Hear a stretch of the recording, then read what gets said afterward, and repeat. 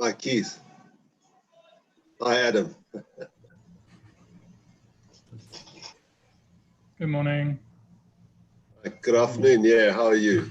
Good. Get myself plugged in here. Keith, how are you? I'm okay, Carl. Yourself? Yeah, fine. You know, we're gearing up for this big day of mass action on Saturday. I didn't know. What's the mass action about? It's all about all the kind of inflictions of the management of the pandemic on poor communities. And it's we. Who do you mean? the People's Coalition plus several other organizations, and it looks like it could be quite significant. Yeah. So that's been keeping me a little bit busy in the last few days. Sure. Interesting. Yeah, because the management of the virus has just been so bad. Well, the management of poverty, the management of hunger and stuff like that. Yeah. No, I don't disagree with that. I just think it's pretty clear no one has a clue of how to do this unless you're German or Swedish, South Korean. Yeah, no, that's true.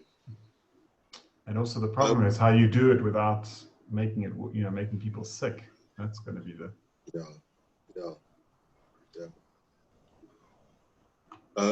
Keith, we're going to pursue the approach that you suggested, that you're going to sort of manage the back room, so to speak. Yeah. Great. So, Carl, I don't even have to introduce you. I think you can just take it. But people are still joining us. So. How many registered for this afternoon? There are about 120 signed up, but it's hard to tell who will actually be here. I haven't done anything at all high tech, so I'm just going to talk, if that's okay. Fantastic. Yeah.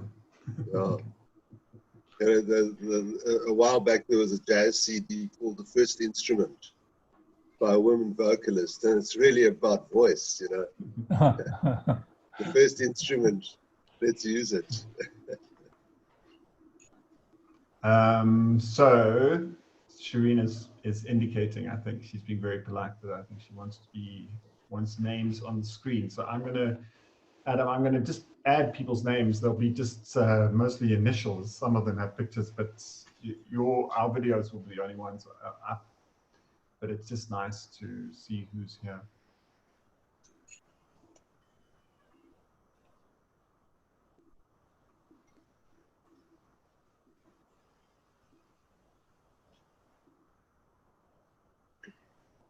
And I'll just keep doing that as we go. I think it'd be nice if people make sure they're muted unless they want to say something deliberately. Because once we let people in, then it's...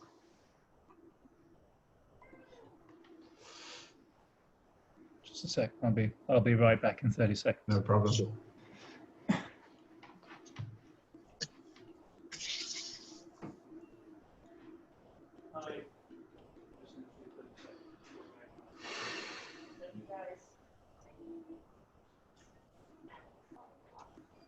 I just wanted to say hello. So break the anonymity of this model. Are you still unhappy with this, or do you think this is better? No, this is better. It's better. Look, it's imperfect. Let's agree. Yeah, no, that is. I think true. it is nice to know who else is in the room. That's all. It just kind of feels Yeah, weird. but that's what you should see now. You should be able to see people. Yeah. Some people, it's very we can't possible. actually see, Keith. We can't see who's in the chat. You could enable that button that says participants, and then you could see who's in the room, even though you don't want people, obviously, to. Yeah, no, I'm very worried about. I'm not going to do that when I've sat in on a couple of these that have gone really badly wrong. So that's my, and you know me, I'm a big believer You're in so conservative. authoritarianism. I know.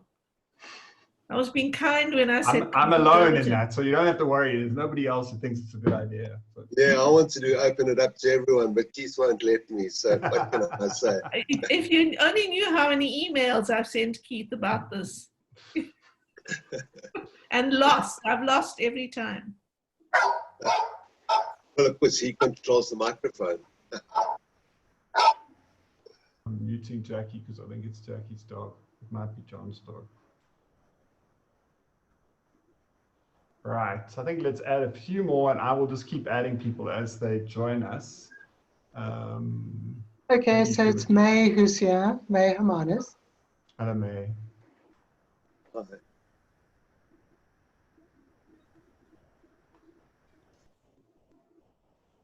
Kruger is here.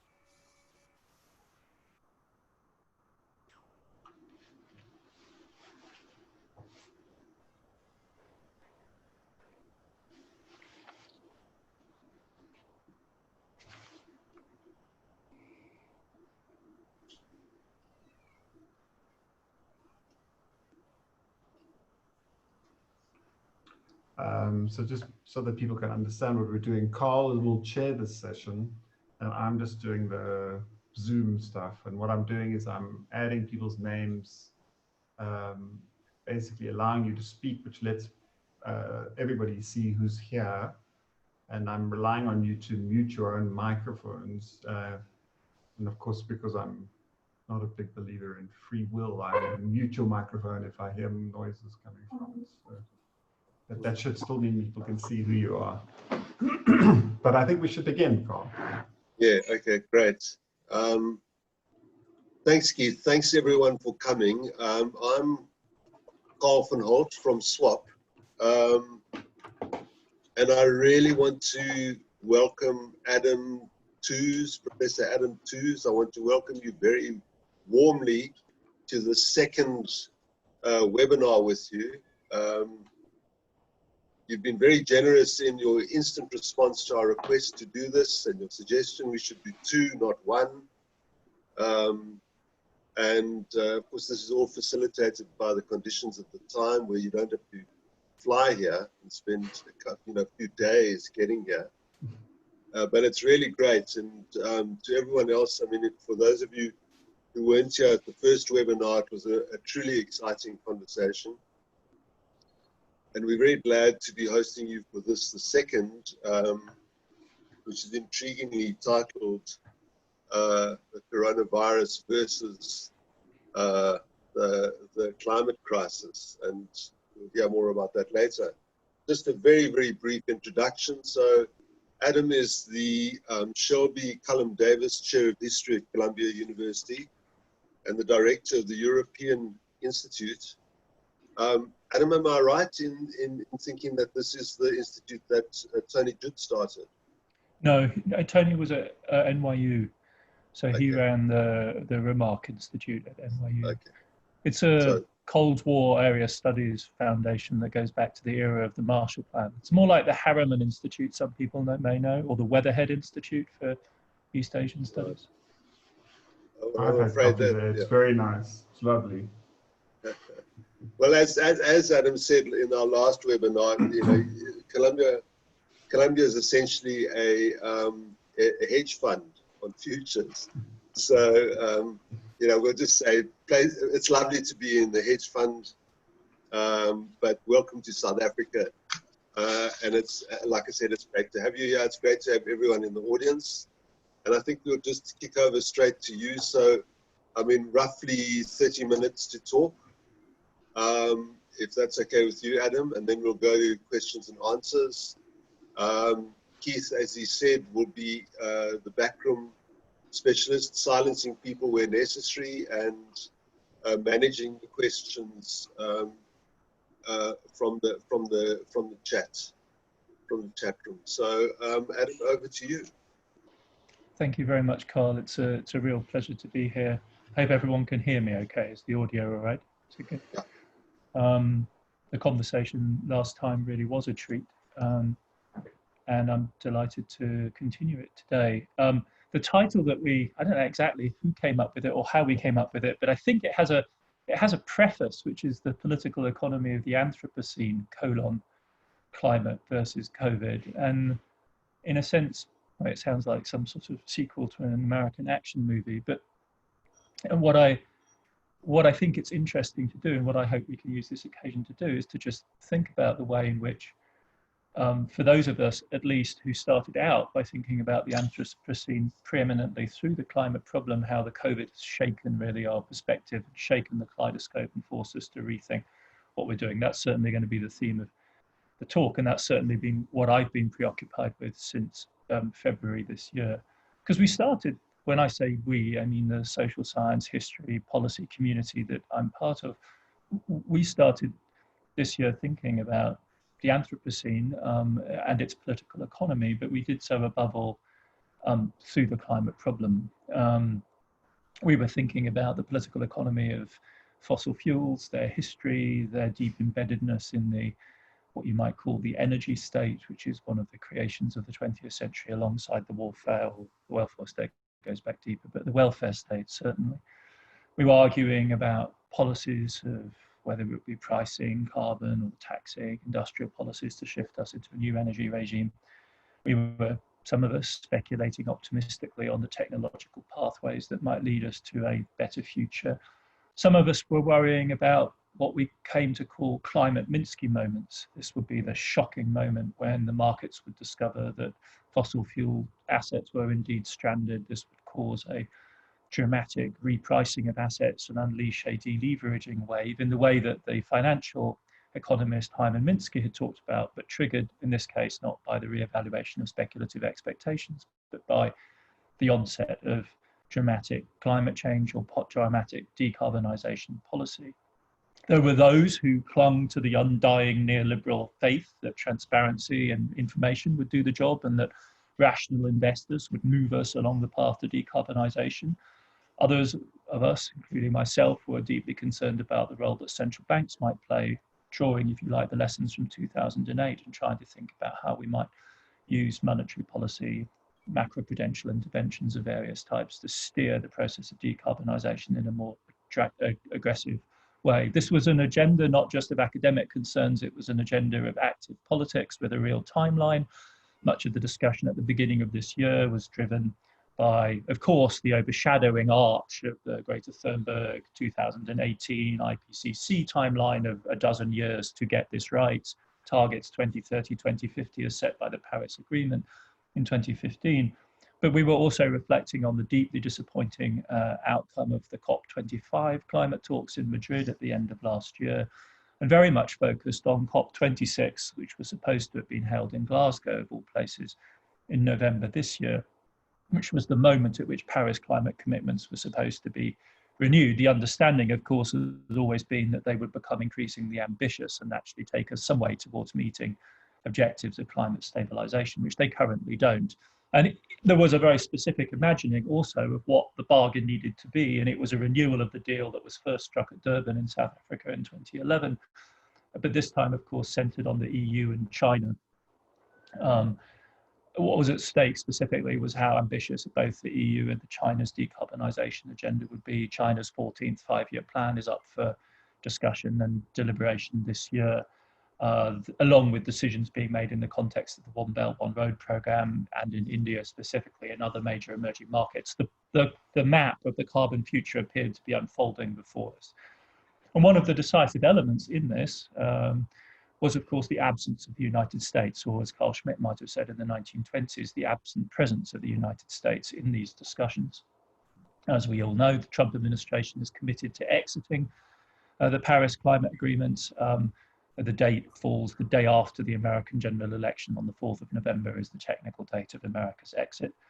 But the broader question was how far the United States would become a willing and competent partner in the management of the tensions and crises of the Anthropocene. So this political economy of the Anthropocene that we were thinking about with regard to climate had a whole range of very specific questions. And indeed, if you like, a kind of geoeconomics. It was about relations between the big blocs, the big polluters. It was about relations with the United States. And it generated a series of specific and urgent questions about the US, which of course haunt us still today. And that's going to be, if you like, the arc of this talk. It won't surprise any of you who know my work that this should be the case. America in the climate equation is not the decisive force that it once was. Famously, China's emissions on a production basis are more than those of the EU and the United States put together. But it's nevertheless a major piece of the climate puzzle. And as we saw at already, in fact, Katowice, but actually even more so in Madrid, the United States, with a Republican administration, is increasingly anchoring a coalition of the unwilling. Brazil, Australia, Russia, Saudi Arabia as key elements of that coalition. And this points, I think, and pointed for all of us to a deep question about America's relationship to the challenges of the Anthropocene, but more generally also, and linked to that, America's relationship and the relationship of certain key parts of the right-wing Republican elite in particular to the global order which America had fashioned by way of a series of stages since World War II, by way of the Reagan-Nixon phase of the 70s and 80s, and then the unipolar moment from the 1990s onwards. We know that Donald Trump thinks that climate change is really a hoax invented by the Chinese to hoodwink into America into a series of ruinous bargains that will undermine its hegemony. But even the coolest strategists of the Clinton era in the 1990s would not sign up to the Kyoto deal until, had a very tortured relationship, shall we say, to the Kyoto Climate Agreement, the first original founding, as it were, pact of the global climate politics era, because they regarded it as a threat to America's power. They regarded the lack of provision for the large emerging market economies as a threat to American preeminence. So what I think we're dealing with and have been dealing with since the Anthropocene surfaced as one of the key items of the global political agenda is the question of how the American elite adjusts to the reality of globalization, which is not the globalization, the tame globalization supervened, if you like, by unipolar American power, but one that actually flattens the world in ways which appear to undermine America's preeminence. Since the 1990s, that adjustment has become entangled in American politics with the problem of the Anthropocene. And it was that and an understanding of that which gave the significance which I think it really, which it has to the Green New Deal proposals that began to emerge on the left wing of American politics from late 2018 and into 2019. These are on the one hand climate proposals, but they are also fundamentally about trying to fashion a domestic American political coalition that is capable of being a capable and willing partner in the process of the global management of the risks of the Anthropocene. And that clearly involves a rearticulation of American domestic politics, the creation of a new coalition, a much more heterogeneous working class coalition with progressive middle class elements that will enable the American state machine to function as the force that it needs to be as a cooperative partner in climate politics. I've been critical of the Green New Deal for aspects of its politics which hark back, I think, to a nationalist American political canon. But I think if one reads it charitably, the purpose of the project is, if you like, to constitute and reconstitute the United States as a globally capable actor in this new arena, this new reality. And then in January 2020, something did arrive from China. And it was a product of the Anthropocene, but it wasn't a global warming event, nor was it some sort of super weapon that would allow Beijing to dominate the South China Sea or reconquer Taiwan, the kind of things the American security policy establishment is haunted by. And I'll come back to that. As we all know, it was COVID, and it has turned our worlds, all of them, upside down. Measures which only the most radical advocates of the Extinction Rebellion, of the degrowth politics, advocated as recently as 6 months ago, well, maybe we should say 9 months ago now, stuff which they insisted was a matter of life and death, and vividly illustrated by means of die-ins and, as it were, evocative events designed to break down the desensitization of conventional politics.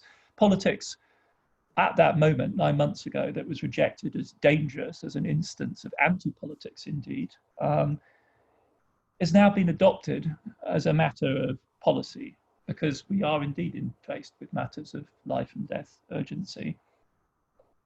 And, however, we have to also confront the situation, as critics of degrowth always alleged, and as South Africa in the current moment illustrates, that done the wrong way, a politics of shutdown results in economic and social catastrophe.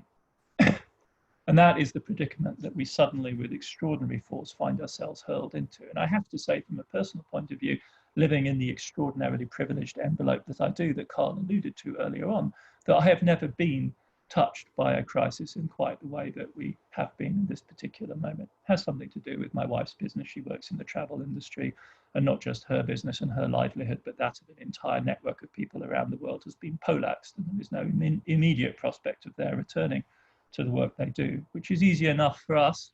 Trouble is hard as it is to ride out, and it is indeed a brutal struggle for her. But we have close friends and colleagues in Cambodia, in East Africa, who are right now struggling to feed their families. And I'm talking to you in South Africa, a place where the Chamber of Commerce has predicted that national unemployment might hit 50%.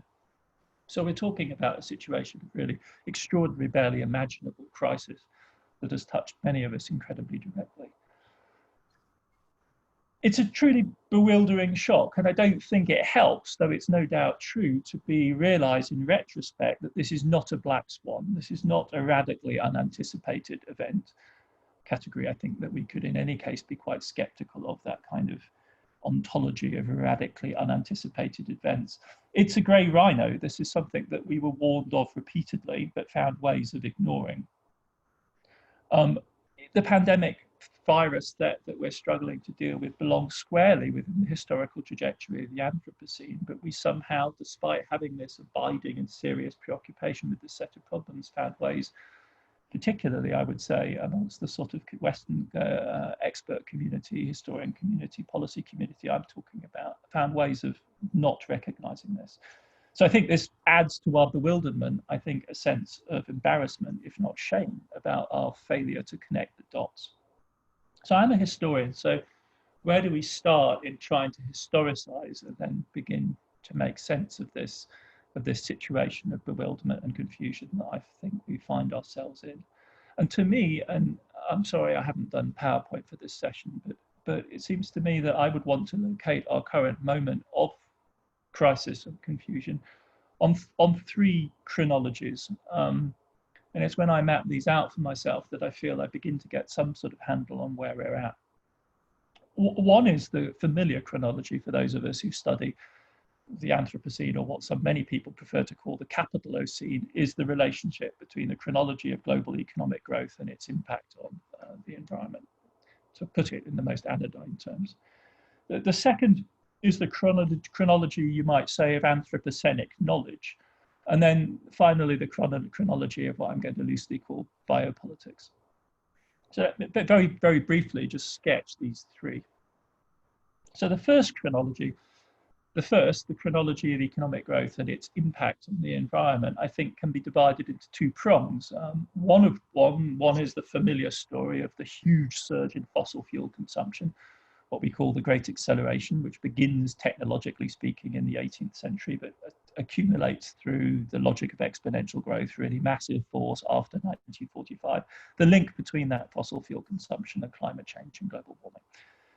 The other trajectory, no less intimately connected with the process of global economic growth, is a little older, at least as far as Europe is concerned, and goes back to the late Middle Ages and connects together processes of urbanization, the increasing density of population, the development of the modern agro-industrial complex, trade, communication, and the spread of the generation of zoonosis, and then the spread of pandemic disease. And it seems reasonable, I think, to think of this too, and indeed scientific studies suggest that this too is subject to a logic of the Great Acceleration since 1945. That's what brings us to the moment at the end of 2019, the early 2020, where a city like Wuhan, by this point grown to a mega metropolis larger than any city in Europe with a population of 11 million, connected, however, still to a rural hinterland that stretches into what you might call the Bat Belt of Vietnam, Cambodia, Myanmar, the Chinese border regions, but is also an immensely affluent city whose population is so rich that ahead of the Chinese New Year, we think somewhere between 5 to 6 million inhabitants of Wuhan went on long distance trips. That's half the population. That's like London at spring break. This creates, as it were, an unprecedented combination, not from the point of view of the specific pandemic. COVID is, of course, by no means the worst epidemic to have spread across the world, but it is indicative of this combination of socioeconomic factors which make for the huge potential of disease transmission. And there is evidence of the mounting rate of the generation of this type of virus, the sequence that runs through the new flu strains, starting in the 1970s to HIV, to SARS, to MERS, COVID, and so on. So that's the first strand. But that narrative that I'm offering there as a historian of the Great Acceleration, that sketch narrative, is itself the product of a history. And that, of course, is the history, the intertwined history of two types of knowledge. Three, you might say, the knowledge of modern history and the grand narratives that we associate with that, our construction of the Industrial Revolution, the history of capitalism, and the history of climate science and epidemiology. And it's their combination together out of which emerges. But that combination and those elements of the combination have their own histories. In the form that we would recognize today, both epidemiology and climate science originate in the late 19th century. Both have very rapid phases of development driven by World War II and the Cold War, fascinating histories of both the development of epidemiological knowledge and climate science acts on those events of macro history. They proceed along separate tracks until the 1980s, when you see the diagnosis of global warming as part of an analysis of a comprehensive transformation of the planet's environment converging with the science of the so-called emerging diseases paradigm, both of which are interpreted by the 1980s as symptomatic of a broader imbalance, which we have learned since 2000, roughly speaking, to call the Anthropocene.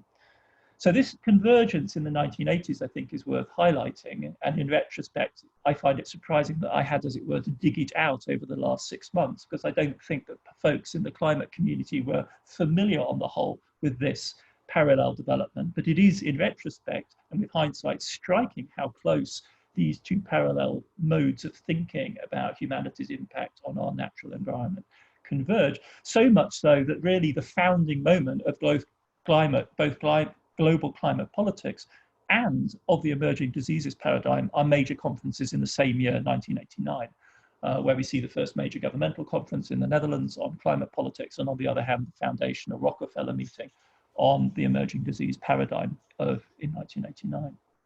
But a problem and a diagnosis, which is what these two narratives give us, would be just that if it was not also for a politics and a governmental apparatus that mediate between them.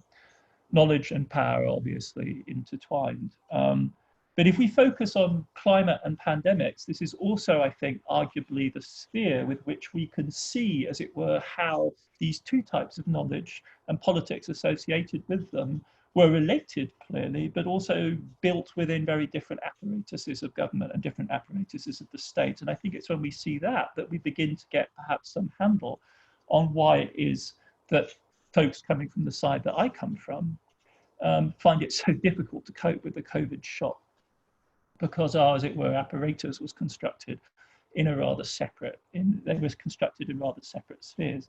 Again, another sketch history. Clearly the history of public health apparatuses at the global level, not say at the city level and in major Asian and European states going back to the early modern period, but at the global level it goes back to the mid-Victorian treaties on the control of the classic range of cholera, yellow fever and the plague, which were as much as anything about regulating public health responses so as to ensure they don't interfere with free trade. That then gathers dramatic momentum in the 1920s. I've just spotted the time and realized that I need to keep motoring on here. And by way of the HIV pandemic of the 1980s and the 1990s, emerging concerns with bioterrorism in the 1990s, carries considerable momentum forward in a public health, global public health, humanitarian medicine. A whole set of different organizations are built around that strand. The politics of the climate, by contrast, and the problems of climate governance are spectacularly recent. It's not a story that goes back to the 19th century. People began to worry in the context of nuclear war fantasies in the 1960s about global climate change, because if you release enough hydrogen bombs, it'll surely do something to the atmosphere. But it wasn't really until the 1970s that environmental politics begins to establish itself at the national level. There's a rash of environmental ministries established in the context of the first UN climate meeting in 1970 and in the decade that followed. But since then, the change has been truly astonishing. Since the 1990s, climate politics has arguably become one of the preeminent domains of global politics, tout court, hosted by the UN. In many ways, the COP meetings are far more significant events than the General Assembly stranded in New York itself. In fact, I think the only direct analog to global policy making involving the sort of stakeholders that are involved in climate politics would probably be the WTO, which, as we know, has been a train wreck. Other areas of economic policy are much more tightly held than trade policy or climate politics. Adam, can I just say, don't rush. Okay. Take the time as we Okay. give you all the time. Yeah. Excellent. Thank you. I make this remark about climate politics, not from the point of view of a skeptic, but as a sort of amazed witness to what I think is a truly remarkable transformation in the possibilities for politics, both at the national to global level. Because for the vast majority of places with most power and most affluence, to date, the big impacts of climate change are, after all, still a few decades out. The discussion about climate and its impact takes place to a remarkable extent at a virtual level. We see effects, perhaps, in the incidence of hurricanes in places like Florida and affluent enclaves in the Caribbean. But even the attribution involves the mobilization of quite obscure and contentious models. We spend so much time in the community, if you like, of concerned scholars and activists bewailing the fact that climate is not even more important, that we neglect to marvel at the fact that it has the salience that it does. The fact that it has come to be treated in the last 30 years as an urgent systemic threat seems to me to be a vertiginous triumph of science-led policy at a truly spectacular scale. If it turns out, as it were, to be a correct wager, and we do anything substantial about the problem of climate change, it will be a completely unique instance of premeditated high-tech collective action in the history of our species to date. It's an extraordinary process that's gone on, really dramatic, of course, with all of the qualifications. And this, I think, comes into even starker relief when you compare the level of profile, the level of investment across the board of key political actors, and indeed increasingly even business actors in the global politics of climate, with pandemic politics. This is global too, but at a much lower level of attention and resource investment and political capital. Pandemics were something for technicians and development policy people.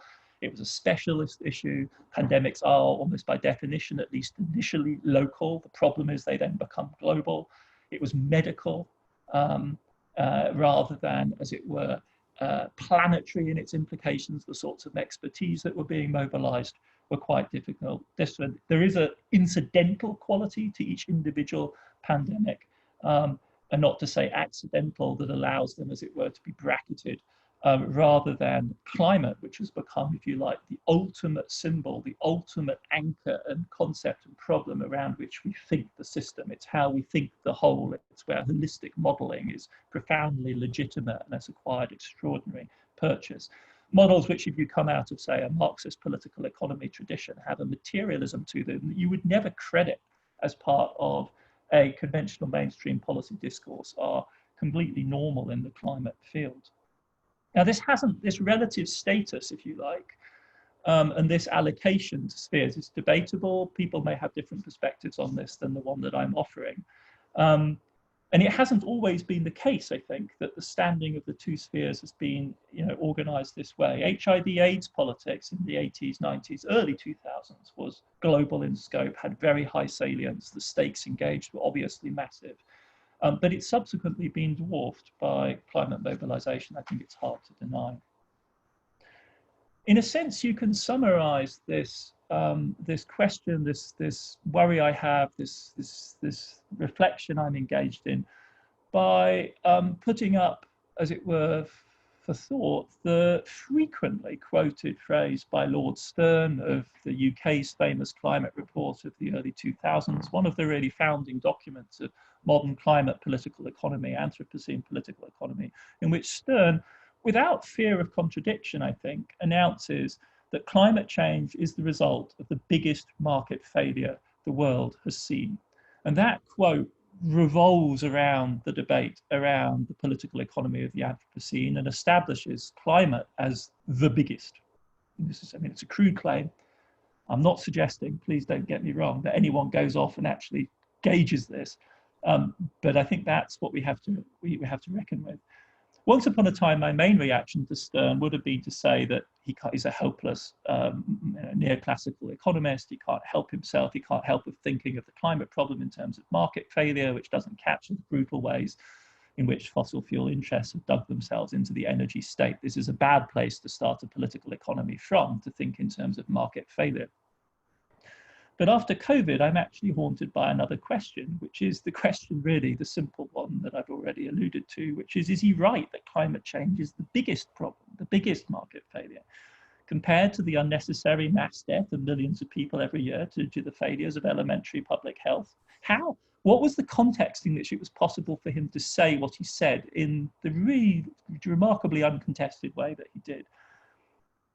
And as I say, it's a silly question, this relative gauging, and I really don't want anyone to do the math to try and answer it, but it nags me nevertheless. How and why did our priorities end up structured the way that they were? Now, there's an all too obvious answer, which is that rich people in advanced economies do not die of the preventable diseases in question. But then that, for me, sharpens the question as one of the privileged people who do live inside that envelope. How on earth did we not understand the significance of that boundary line between us and the people who did suffer those kind of risks? That how did we not understand the envelope of safety that screened our lives? How did we not understand that the Anthropocene might threaten precisely that all of a sudden we might find ourselves dying of diseases for which there was no, either there were solutions that were easy to get hold of, or in fact, even more terrifying, there were no solutions that we did hand. I started out my career as a historian of the war period in the early 20th century in Europe, indeed as somebody preoccupied with the military history. And I can't, for me, the question is, in a sense, in thinking about the Anthropocene above all through climate change, were we preparing for the wrong kind of war? Were we preparing for attrition when in fact what we might have to deal with was blitzkrieg? Were we thinking about the right type of risk, and were we thinking about it the right way? And this, of course, is one of the reasons why a conversation with you in South Africa for me is so deeply interesting, because I can't help wondering how a statement like that by Stern landed with an audience in South Africa, which since the 1980s has been struggling with the HIV/AIDS pandemic, and where that constitutes a truly existential risk to society and the coherence of the state and government and the public health service and so on. Now, of course, COVID is not HIV/AIDS. It's nowhere near as deadly, but it is more infectious. It's also uncanny. It's what risk sociologists call the dread risk, because we don't really understand it. Unlike climate change or HIV/AIDS, furthermore, it's not prospective. It kills us and incapacitates us before our eyes in days and weeks, in real time, if you like. Folks die really quickly of this thing, and we don't really understand why. It moves at the pace of days and weeks, not years and decades. It requires a different type of capacity, therefore, to manage it. What it demands in the first instance is not premeditated structural change, which is the abiding preoccupation of the climate discourse, but rapid reaction and improvisation. As I say, it's not so much the attritional vision of the Anthropocene struggle as the blitzkrieg battle. It's an operational question. How do you best counter this? If you screw up in one place and you have a disaster on your hands, like in Wuhan in early February, or Bergamo in March, or the extreme stress in New York in April, or Ecuador and Peru in Latin America in April and May. It's a disconcerting type of logic, this, because it's for want of a nail type of logic. Something small goes wrong and something very big and very disastrous happens. And so then there's a whole series of questions about why you're wanting the nail. Why was that crucial bit not? The cost-benefit analysis of dealing with COVID is profoundly peculiar. This is at the heart of political economy. It's the orders of magnitude are huge. The price of failing to contain it, COVID threatened to be astronomical. But in the absence of pharmaceutical tools, if you fail to get to grips with it early, so too is the price of containing it. So you have this extraordinarily unfavorable cost-benefit analysis, where the costs of doing something to achieve a very significant risk reduction are themselves huge. Everything depends on timing. But even if you take South Korea as your best case scenario, which has done as good a job as anyone can surely expect, and is a vibrant young democracy and has come through that as well, has held an election and the Progressive Party won it. It did the testing and tracking and avoided blanket lockdowns. But its GDP this year will fall by 3% in the first half of 2020. Now, right now, we think of that as a huge success story, but in any other moment in economic history, for South Korea's economy to be contracting by 3% is a flat-out catastrophe.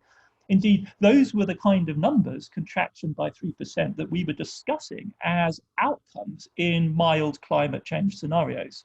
2% per annum gets you to those kind of losses. 2 degrees by 2050 plus gets you to precisely those kind of numbers, 3%. And of course, COVID has shown us a completely different reality.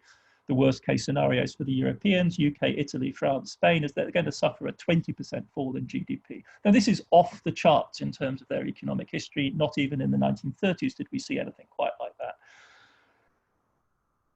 And this is far more severe than anything that was ever predicted by any climate model. And furthermore, outside the catastrophic 7-degree type change, runaway climate change and the collapse of civilization as we know it. And furthermore, this isn't discounted. This isn't something that's going to happen 30 or 40 years from now. This is happening right now in those societies, this very moment. And it's not as though there weren't economists who were pointing out this potential of epidemic disease to do this kind of damage. There's a paper by Larry Summers, no less, from 3 years ago about the potential impact, which figured it in the order of trillions of dollars. So why did we not act? This is the sort of the fundamental, why was there not more awareness of this problem? Why was this not more center stage? I must admit that I don't really feel that I have a fully satisfactory answer. In case of climate politics, you can point to giant vested interests, coal and fossil fuel interests, our vested interest in the continuation of our fossil fuel intensive lives, the air conditioners, the light bulbs that we have on, the cars that we drive. With COVID, what are the vested interests that are in stake? It's a wet market in Wuhan in the first instance. It's similar, if you like, to the bushmeat eating that we think may have given rise to HIV/AIDS. These are real. This is a real political economy, but it's local and it's small scale. It doesn't necessarily mean that it's easy to control, as we know, for instance, with poaching and the destruction of species. But in a sense, it's difficult to control because it points to the broader issue of governance, if you like, the ability of the state to impose itself and to control the play of interests that enable this kind of small scale dangerous activity to go on. And it is in that bracket of governance that I think a lot of these things are placed. It's not placed in the realm of macroeconomic policy. It's a question of state building and the regulation of hygiene in food markets, or the regulation of the behavior of communities under high stress on the edge of forests, for instance. The pandemic problem as a whole, as I've indicated, was, I think, siloed, if we might put it that way, within a sphere which had more to do with issues of bioterrorism, for instance, or global development policy, or questions of the humanitarian ethics of the distribution of particular medicines, mosquito netting. It fitted in that kind of realm of policy action rather than at the realm of macroeconomic policy at which climate was situated. Take Ebola, which in the 1980s, because of an outbreak at an American biowarfare unit, was in fact one of the starting sparks behind the emerging diseases paradigm. It's an American crisis over Ebola, which sets them thinking about emerging diseases as a problem, spawns an entire paradigm for thinking about a new set of risks. But by 2014, when the West African outbreak happens, Ebola has been neatly siloed off, if you like, as a failed state problem to be addressed by development agencies. And the WHO is incredibly late in the day to the problem to declare it even a global pandemic emergency, at which point the United States becomes very heavily involved. There's, in short, a huge discrepancy between the potential costs on the one hand and the benefits from public health interventions that's so staggering that it, to me, poses really quite fundamental problems of explanation that I don't really feel I have good answers for. Even developing a vaccine is not expensive by the standards of the kind of programs we have had to mobilize to compensate for the lockdown. So a few $10 billions, it turns out, goes a very long way in medical research. What South Africa alone is spending on stimulus, so-called, to get through the crisis, that's about $30 billion, would be enough by most estimates to supercharge the entire global vaccine program. So a struggling emerging market economy is spending as much domestically on its stimulus program, and that's clearly not enough, as the United States and the EU are thinking about spending on their vaccine programs. The US right now is discussing, as we know, a $1 trillion fourth phase domestic stimulus program. And $1 trillion is the kind of money that America has spent on big tech programs. If you scale up the moonshot program of the 1960s as a percentage of the federal government budget, it peaked at 4.4%. If you scale that up to the present day, you end up with $1 trillion. But no one is even considering such numbers for public health right now, even though if we could deliver a vaccine that worked to the whole population for $1 trillion, it would be cheap at the price. There's some sort of cognitive disconnect around these issues, which is, I think, profoundly puzzling. And let me just rub this in one more point with regard to climate change. In the zone of climate change, we routinely discuss genuine moonshot scaled programs. In fact, in June this year, in the middle of the crisis, where we're struggling to raise a few 10 billion for the vaccine program, the IEA, the International Energy Agency, came out with a global climate infrastructure program, which it coolly costed at $3 trillion. Now that's a sensible number. That's the scale this should be done at. That's clearly what we need to be spending. No one flinched. But it's, what, 3 orders of magnitude different, or at least 2, from what it is conventional to discuss when we're talking about public health. There's an extraordinary discrepancy here in the political economy of these 2 dimensions. And even more surprising, I think, because we're totally out of the realm of the hypothetical now and in the middle of the crash landing. And the crash landing is dizzying in its scale, absolutely staggering in its scale. We have done things, you know, it's of course a complete kind of Orientalist myth to imagine that China does lockdowns like the one that it did in Wuhan. China's never contemplated doing anything even remotely like it. In SARS in 2003, it could barely contain a minor epidemic in Beijing. In January, it shut down first a city of 11 million people, then a region the size of a large European state, and then in the end, the entire economy by the middle of February. And by March, we were shutting down the entire world economy. 81% of the global workforce, the ILO estimates, was under various types of restriction by early April. It's a truly staggering, as it were, cost that we're taking on here. And the damage could have been even worse. The more that we know about what was happening in global financial markets in March, the more scary it is. I don't know if you've had the time to peruse the edition of the Financial Times this morning, but there was a brilliant essay in there about the events in March in the US Treasury market. All of the fears that we had about climate Minsky moments, about the potential shock to global asset pricing that would be triggered by a climate crisis, have been massively validated on an extraordinary scale by way of COVID. What we saw in February through the end of early April was truly terrifying. And the most terrifying element of it was that it was a meltdown, or it's really a melt up all the way to the top of the global money pyramid. The global money pyramid starts with cash dollars, but the next asset in line are the super safe American US Treasury assets. These are the foundation for the global financial system. They're a $20 trillion market, and they're a $20 trillion market because on a normal day, everyone in the world assumes you can turn these into cash literally in microseconds by way of high frequency trading. They are essentially the same as cash, but they pay interest. So this is what all portfolios are based on. That market seized up repeatedly. March 12th, JP Morgan estimates that in a $20 trillion market, they were able to trade 15 million. So the market had basically stopped functioning.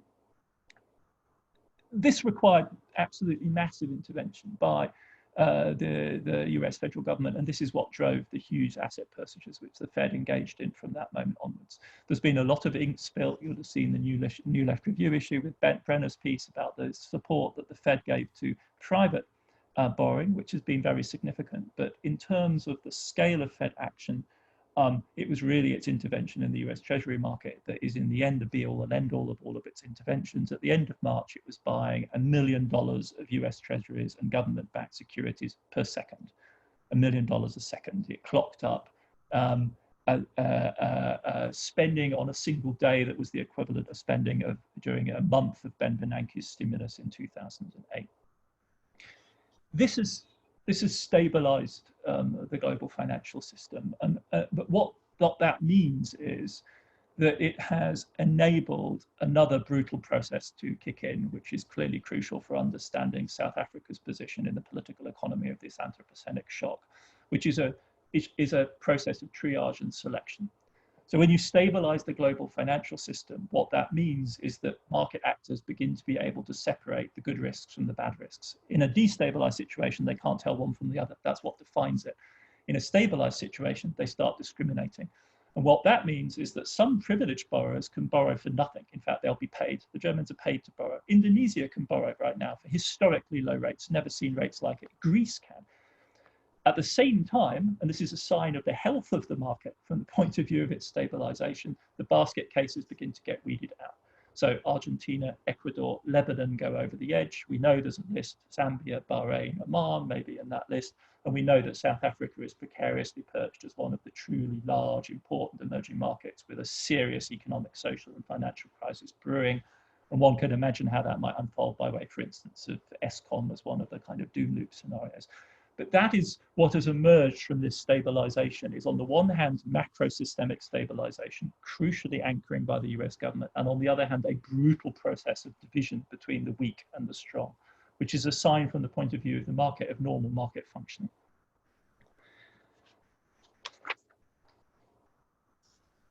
None of this, however, takes care of the underlying problems of the political economy of this moment. And let me wrap up with some observations about this. In a sense, the monetary shock is the easy bit to fix, because in the end, the chartalists, in their understanding of money as a function of law and state power, are fundamentally correct. And so debts can be written down. Even the debts of large emerging market borrowers can easily be written off. It's a question of mobilizing coalitions. If you don't do that, it's a political choice. We saw how effective that kind of politics can be for periods of time with the debt jubilee of the early 2000s. Say what you may, it really was a substantial step forward in writing down those debts. What isn't, as it were, amenable to the same sort of fiat crisis fighting solution are the real problems of the real economy, the disruption of supply chains, the disruption of labor markets, the destruction of the viability of precarious households, livelihoods, which we are seeing across the world on a scale which defies all previous expectation. But we are also seeing that crisis unfolding in the United States itself, and I want to end with a few remarks about that. Because as functional as agencies like the Fed have remained, and as pivotal as they are to the stabilization of the global economy, we are clearly also witnessing a profound crisis of the American government apparatus, of American politics, and of the American state at this moment. We shouldn't exaggerate the COVID dimension of this specifically. The national figures are deceptive. New York and New Jersey in April were world-class disasters of public health, on the same par with the Perus, the Ecuadors, and the Northern Italys of this world, or the UKs or the Belgiums.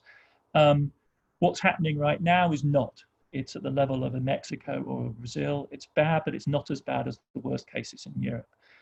But we're nevertheless clearly on the wrong track. It could get worse. Others have done far better. It's humiliating. There is no sense of control. And it has exposed absolutely profound problems within American society. Most notably, of course, with regard to race, but also weaknesses in the healthcare system, in labor markets. The unemployment numbers are an effect of the way in which America governs its labor markets, or rather doesn't govern them, compared to, for instance, other advanced economies like the European ones where they have used short time working. It has exposed an extraordinary level, abyss of irrationality and toxicity in American politics that even the most skeptical didn't really believe was there. And this is precisely the moment at which the Trump administration has chosen to double down on its conflict with China, remove itself from the WHO, confront Europe over a variety of technical issues. And I think to conclude, what I want to ruminate on is the fact that this basically confirms what we already knew from the political economy of climate politics, which is that American politics, as it's currently configured, the American state, the American government machine, has a profound problem with the challenges of the Anthropocene. And that is tiresome, no doubt, to have to struggle with. No one needs another history of the United States and its difficulties, but America remains pivotal to the global political economy. And so to that extent, whether we like it or not, America's domestic problems are global in their implication. And that is the thing that we cannot escape from. It isn't just an extraordinary reality TV show. It actually does impact on everyone's lives in a dramatic way. At a very general level, it seems to me that the problem America's political system has in coping with the specific challenges of the Anthropocene are basically three. There's a fundamental difficulty in coming to terms with risk as an increasing and substantial and threatening element of the future. Unconventional types of risks generated, as somebody like Ulrich Beck would say, out of the very success of the modern project. There is a profound difficulty in accepting the reality of interconnection, interdependence, and the solidarity that this necessitates, both domestically and with regard to global politics. And there is a profound difficulty with accepting the fact that the world is becoming flatter in ways the Americans have not reckoned with. In other words, and put the same point another way, more multipolar. Now, the problem is not America as a whole, I'm speaking here in gross generalizations, but a configuration of specific forces and institutions that have emerged from a society which, since its founding, and 1619 stands as the slogan for this, is massively internally divided and structured along lines of class, race, culture, cultural difference. One element of this impasse is clearly a core constituency of right-wing, racially motivated, xenophobic citizens, flanked by know-nothing groups prone to conspiracy theory and quackery. A private media machine that feeds and amplifies this. The leadership of one of the two governing parties that is happy to exploit and pander and engage in political entrepreneurship. And a core, by no means all business interests, a substantial faction that is willing to exploit and manipulate this for the purposes of defending their wealth and their longer term survival. In every respect, I think we're talking about minority groups within the general public at large, within the political system, within public opinion, within the business community indeed, but crucially, America's 18th century constitution and its subsequent development is based on the principle of the division of powers. It has become itself deeply implicated in this political partisanship. And so you have, if you like, the ideal instrument for groups of this type to exercise leverage, to exercise a blocking position, and if, when they achieve power, to shift the balance of power. Now, this may seem a flimsy, national, local kind of conclusion point on which to conclude, and I promise I am now concluding, but I don't really see how we can get past it. Because, as I say, the US remains pivotal to the global political economy. Its state apparatus, therefore, is as well. It functions as a highly politicized apparatus of government on the basis of political coalitions. And everything about the history of American power since it became one of the dominant variables in global politics at the beginning of the 20th century tells us that the logic of these coalitions is decisive to how America operates, going back to the very beginning in the Wilson experiment, which comes to grief at the Treaty of Versailles in 1919 with the refusal of the Republicans to back ism, in Hoover's mismanagement of the 1930s crisis, in the extraordinary coalition based on the racist Southern South that enabled the New Deal and the Great Society administrations of the 40s, 50s, and 60s to create the platform of American modern government on which it still operates today. The new Republican coalition formed by Nixon and Reagan in the 70s and 80s, and then the increasingly fragile and now, I think, frayed to the point of disintegration bipartisan coalitions on which Clinton, Bush, and Obama founded, as it were, what we think of and tend to think of as this unipolar moment, whose domestic political foundations, I think, were much more fragile than we ever really reckoned with. So if America remains, in some respects, an indispensable partner in this management of the political economy of the Anthropocene, we have to reckon with this fact that it is a divided, contested, and labile democracy. The democratic strategists will, of course, tell you that we shouldn't be superficial. We should recognize that America is modernizing. It's becoming more diverse. It's becoming more educated. Women have an increasingly large voice in decision making. The balance is tilting their way. History is on their side, but it is slow going. The rearguard action is incredibly fierce, and it's not obvious that we have the time, as it were, that the American political system will take. And so, despite the opinion polls, I think, don't rule out a very nasty surprise in November. And this, I think, for me, is the ultimately terrifying thing about the political economy of the Anthropocene, is that insofar as it hinges on the US, no more and no less than that, it really is political in the fullest sense of that word. Thank you very much for your patience. I'm very sorry that I did considerably overrun. Thanks, Adam. No apology necessary. That was completely intriguing, and the kind of assemblage of various local, almost peculiarities, ranging from fresh meat markets in Wuhan to the bizarre way that US politics works at the moment, and the intersection of the global crisis. It's really fascinating and kind of difficult to think through. So thank you for a really wonderful way of thinking through all of these issues. And I think we just go straight through to questions. Keith, I think we're right. We're going to put hands up in the chat. Yeah, box. I have two people I'd also like to ask. I have three now, so if you could let me know when I can ask my question. Kaushik, will take you first. Right. You have to unmute yourself, Kaushik. Yes, thanks. Thanks, Keith, and thanks, Adam. That's just an extraordinarily interesting presentation. So I guess my comments or questions have to do with sort of pushing this dialogue about globalization from where, and what, from where are these theories of globalization being situated. So in terms of COVID response, one of the things that's been interesting to me is that some of the most interesting and effective sites of COVID response have been in places like Ghana, Senegal, Greece, Slovenia, New Zealand, Vietnam. There are different reasons for that in different places, but at least in situations like Ghana, Senegal, South Africa, what one sees is a public health response that operates on the tracks of colonial public health infrastructure, which has been inherited by post-colonial governments. And one saw that very clearly with Ebola response in West Africa a few years ago. But two things I've noticed from afar about the South African response, especially in the early days, that were very interesting to me. First was the repurposing of TB and HIV era infrastructure for COVID response.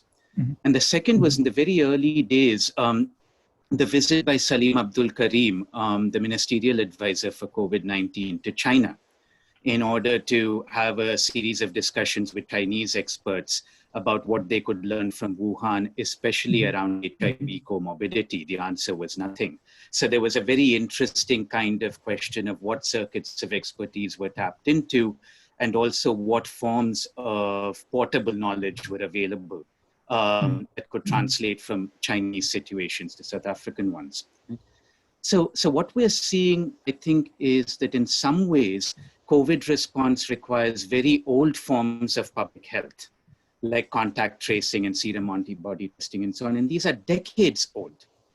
And there seems to be a striking dissonance between the failure to attend to these very old infrastructures that often involve massive community engagement, with an obsession with the new widget, the sort of ramp up in drug development and vaccine development, all of which is important.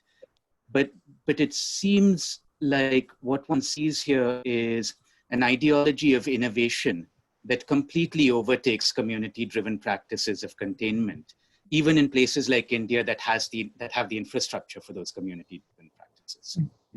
So I guess my question then is, and that's happening alongside these sort of new cartographies of expertise that are being built. So I guess my questions were, first, how do you see the enduring place of ideologies of innovation that were weaponized since the Reagan years in this contemporary moment, operating both in public health and climate debates, in relation to more community-oriented approaches? And can we imagine the scaling up of community-oriented governance at a global scale? The second question would be how to think about these emergences of new cartographies of globalization that either willfully exclude the US or that the US willfully excludes itself from, such that we're not dealing with global local alternatives, but sort of alternative circuits of global. And finally, what possibilities, if any, exist in learning from the South?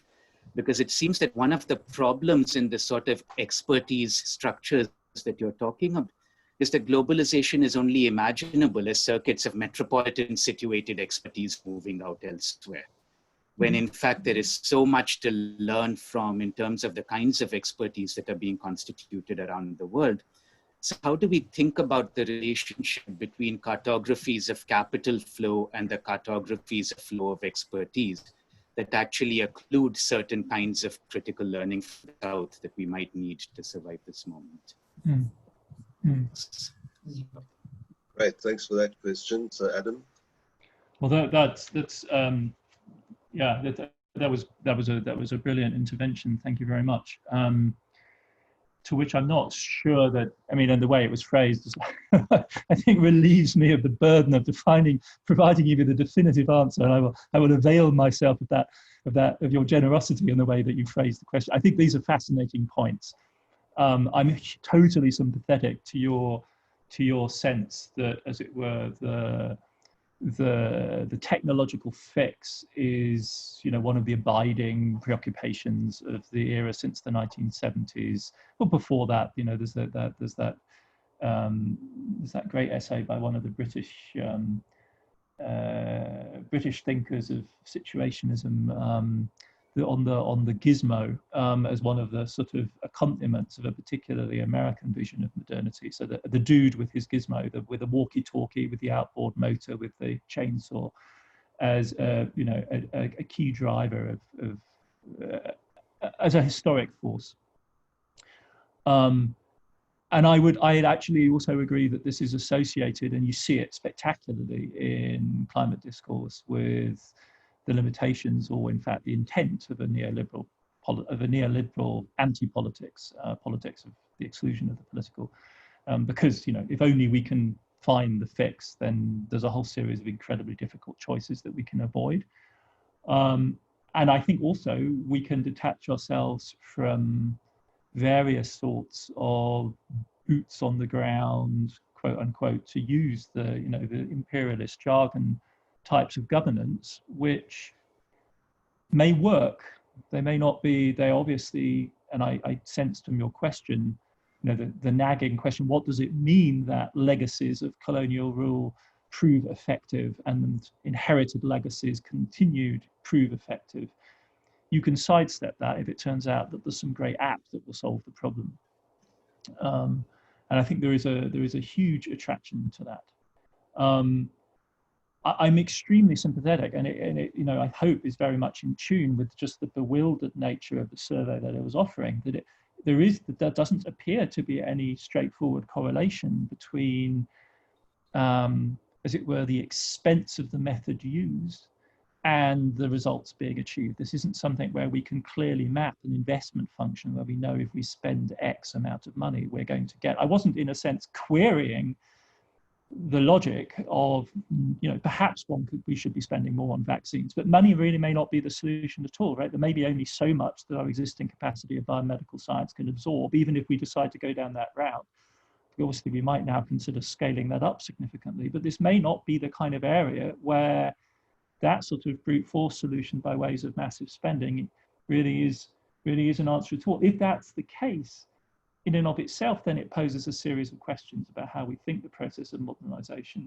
Because one of the things that's attractive to a certain sort of critical discourse about thinking about the climate change problem is it does have a brute force arithmetic, right? There is a sort of large problem with large causes, measurable, massive kind of feel to that problem, which this may not have at all.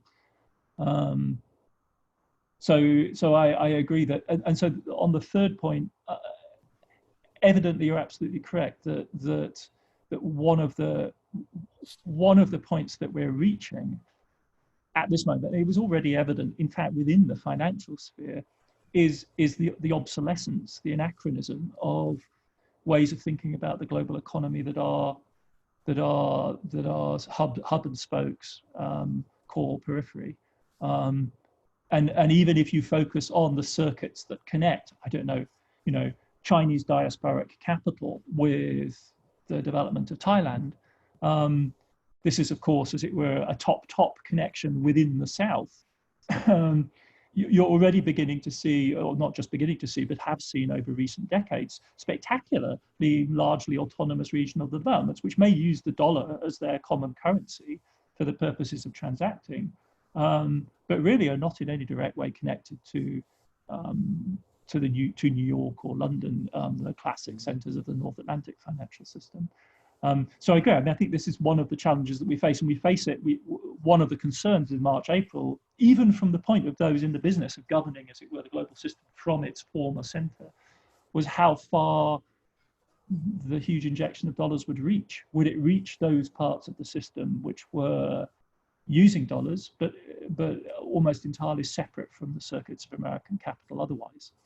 And what sort of mechanisms would the Fed have to devise so as to ensure that there was abundant dollar liquidity in those parts of the system, which is, as it were, the intra-bourgeois south-south set of networks that run the intra-capital, the networks of capital that run south-south, but which rely on the dollar as their unit of account, is one of the problems that the Fed is struggling with as an operational issue. It's just not obvious that it can reach those very effectively. But I agree. I hope my talk came across very much as what it clearly is, as it were, the local expression of a confusion particular to a conversation which is indeed very much centered on those old structures which are being rapidly provincialized and superseded if they have not already been. So this is this critique of government action in South Africa for not engaging with community initiatives is one of the critiques that movements are posing in the current situation in South Africa about the orientation of our government. And there are community initiatives, but the government doesn't see them. The government doesn't have any recognition of them. So Keith, next question around. Carl, do you see the people, or shall I just take over the questions? Do you see the list of hands? I can see them if I open the chat. So just go there. List? It's fine. I'll do it. So Stephen, you're up next. Then Vish, okay. Then Roberto, and Shireen, and then May and Ben. I have written questions from you. It would be nice, I think, if you could speak them. But just indicate to me that that's what you want to do. And of course, I have my own question. So, Stephen, you're up. Thank you, Adam. Now that you've so convincingly depressed us about the USA, I want to ask about China. In the readings that were pre-distributed, you dangled Chinese decarbonization as a possible source of hope. Not naively so, But can you speak more about China's role, especially in light of evidence that while it certainly is decarbonizing internally, it's exporting its dirty coal interests via these large infrastructure loans in the emerging markets? Well, I mean, I think China, I mean, I think of China as being, you know, quite similar to Europe in some ways, but on a larger scale, operating at warp speed. But it's a conflicted political economy, torn between, on the one hand, you know, the massive legacy interest of its coal complex that it built at extraordinary speed, and then in a second burst in the wave of stimulus that hit after 2008 further increased. So there is, as it were, a huge vested interest, which in its scale is quite difficult for anyone outside to really comprehend, because it's like the entire industrial history of the world wrapped into a single country and compressed into 2 decades. So that is a major problem of political economy. There are millions of millions of people, entire regions the size of European countries or African countries that are you know, caught up in the logic of massively intensive fossil fuel industrialism on the one hand. They have a diagnosis, a fairly brute force diagnosis of development needs and their own development model, and how this might work in the rest of the world, and essentially a vacuum from potential rivals in that space. So it's quite easy to see how you patch together a major, you know, one belt, one road type program to fill that space. But then on the other hand, and countervailing that, you have a huge science establishment that sees the logic of the problem, and a political elite which, by way of the connection to on the ground pollution, which is of course a very distinct problem but forms rhetorically the connection, is totally convinced of the need to do something about the unbearable levels of pollution in China's major cities, which are, you know, immediately life-threatening and kill far more people than COVID did, or you know, was ever likely to have killed in China, if we believe the public health data on that aspect of Chinese life. So I think that's the nature of the problem there. It's a very considerable struggle that's going on, and one of the mediating factors in that struggle is the security policy calculus, because China's one major really significant energy asset is coal, and so when they feel under pressure, this reinforces the strategic logic for One Belt One Road and turns, you know, countries like Pakistan into major avenues for Chinese influence. B, there is genuine concern about how far the Americans will go in trying to strangle China. And I don't think, you know, it's an open secret that America's interest in the Middle East is no longer about the energy supplies. It never really was of the United States or Europe, but is fundamentally about having a stranglehold over energy supplies to Asia.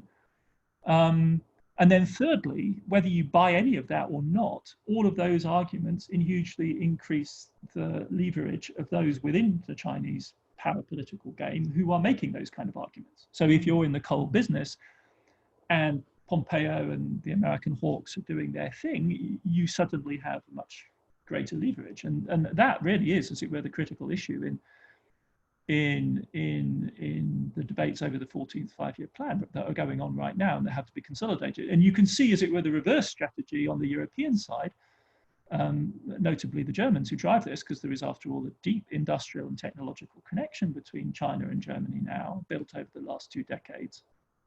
The counterpart, if you like, to the tech investment and the finance investment of the Americans. And for a producer like VW, it's clear that, you know, the future is EV, and that future will be shaped in conjunction with China and has to be driven by China, because that's the big dynamic market. And the Chinese are clearly competent, engaged, serious partners in that project. So, you know, you have it's anything but monolithic. It's a hugely complex political economy. It exhibits all of these features. One thing that we do not really see in the Chinese case, which is again, more typical of Europe and very unlike the United States, is that the regime does not tolerate mystagogic, superstitious climate denial. It really doesn't tolerate it at all. There was a moment after the Copenhagen fiasco when Chinese nationalists got on that bandwagon and they started presenting climate change as a weapon of the West to contain Chinese development. And that obviously has strands that you could draw out of the climate justice arguments of the 1990s that would supercharge that. But Beijing has shown itself to be remarkably intolerant of that vein of Chinese nationalism. If that started awakening and we saw tolerance for that kind of argument within the Chinese internet, then I think we really be very serious grounds for concern, because clearly China's ecosystem of political discourse is fully capable of sustaining American-style climate denial, American-style climate nationalism. But Beijing has been really very, so far at least, the censors in China have really stamped on that. So that I think is a picture, and it's up for grabs. This is not a done deal. China is big enough; it doesn't have America's outlook. It's not as though China has anywhere to hide. There's no climate scenario. It's not India, but it's nowhere near in America's position. There's no climate scenario in which China does well out of 3 degree centigrade temperature increase. It's a disaster for China because it's the barrel is much more tightly strung in China than in the US. There's no the population is too dense, and the areas of settlement are too fragile, and there's already very serious water shortages. So I don't think the Chinese have the problems are internal. There's no question here of external costs the Chinese don't understand. But it truly is a very complex calculation from their part. It is hard to see why Beijing indulges the One Belt, One Road, because that just seems like a total inconsistency of the policy. They're also dominant in solar. They're also dominant in wind. There's really no reason. That I think one has to understand as a failure of micropolitics, which has macroscopic conclusions, and we can't deny those kind of logics. I mean, one can, it's something very. I mean, I was staggered to learn this, but in early 2000, China abolished its energy ministry. I mean, it didn't. China, like everyone else, has had to grow a capacity for constructing a macro-rational policy towards climate, which ties together all of these elements. It didn't have, despite of course being this, one-party state, this authoritarian system, it didn't have the governance capacity for doing that. It's the people who were in charge, in the Reform Commission did not have, as it were, the computational power, let alone the reach or the ability to map China's energy system. So they've been struggling to develop that and put the pieces together in the same way as everyone else has.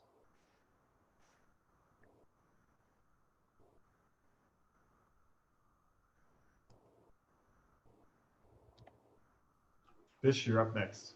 All right, thanks, Keith. Thanks, Adam.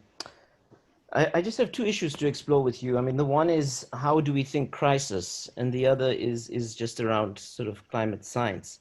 Mm-hmm. It's clear that in the readings you shared with us, particularly around oil reserves and so on, you're really trying to grapple with, how this adds up to crisis, and you sort of evoke a kind of Minskyan sort of way of thinking about this.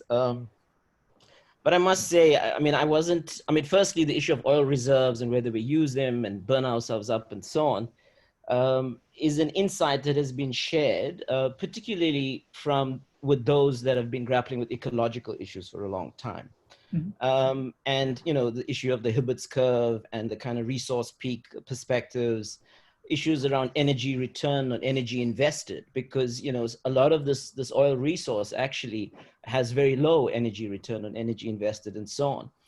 But I think my real point is that even in the talk that you just gave us, I mean, in terms of setting out these chronologies and histories, you're trying to make sense of the interconnections and how these different crises tendencies are converging. And I want to suggest that ecological theories of capitalism are actually very important here. And I mean, there's a whole body of work within environmental sociology. There's a whole body of work in ecological economics, and there's different candidates for this. I mean, you mentioned Moore, whether it's world ecology, whether it's metabolic rift theorists, whether it's treadmill theorists, etc., Connor's second contradiction of capitalism. But the point I want to make is that these frameworks do help us, even with different histories, around thinking this problem. And they actually raise deeper questions. I mean, does this go back to kind of, the originary moments of capitalism, sort of colonialism, modernity? And they pose all those questions for us, actually. And I'd like to get your thoughts on that. My second issue, very quickly, is around climate science. And, going to the 19th century, and I'm not going to give my own history here, but I'm just going to be very to the point here. Avineris was grappling, the Swedish scientist was grappling with, well, what happens when you double carbon emissions? How sensitive is the Earth to this doubling? And that has been the big problem, the golden question of climate science ever since.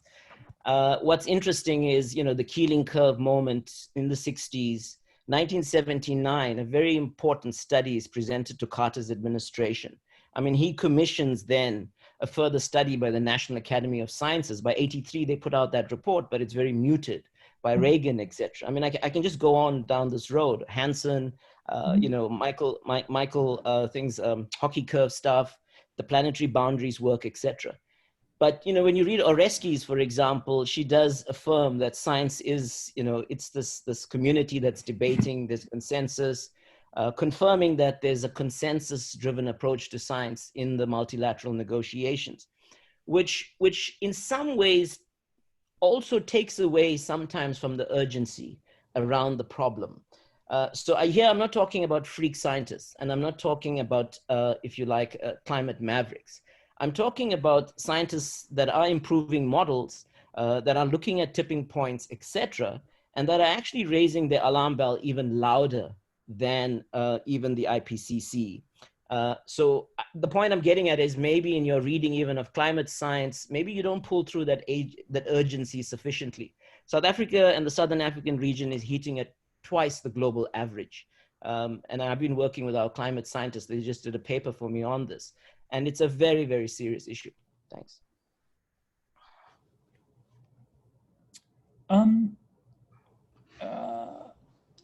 Yeah, so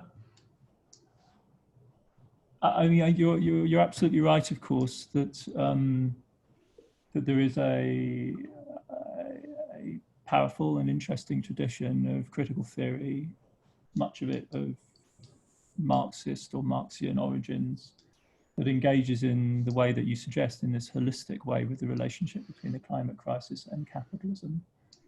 I have to say that I'm skeptical about it in the sense that, to me, it's insufficiently specific to really get to grips with the problem that we're facing in the early 21st century. And this is an argument that would take us off into terrain that we probably don't have the time or space to develop here.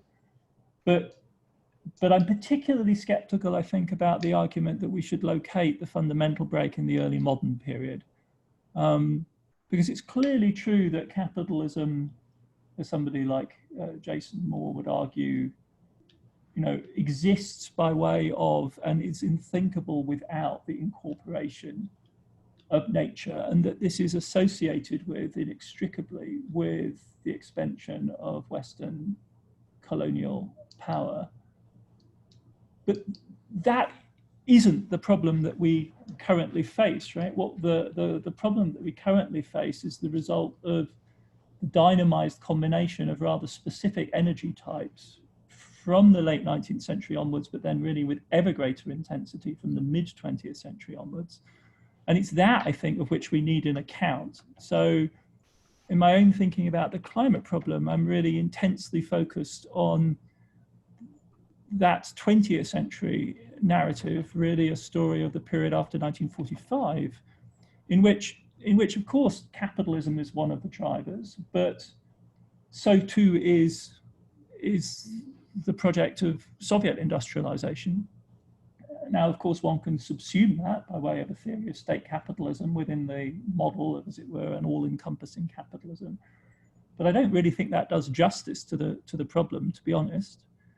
And And so what I'm looking for is a political economy of the great acceleration that is, as it were, precisely not starting from the first principles of, as it were, the originary moment of the development of capitalism, but is addressing this specific phase in the period really since 1945.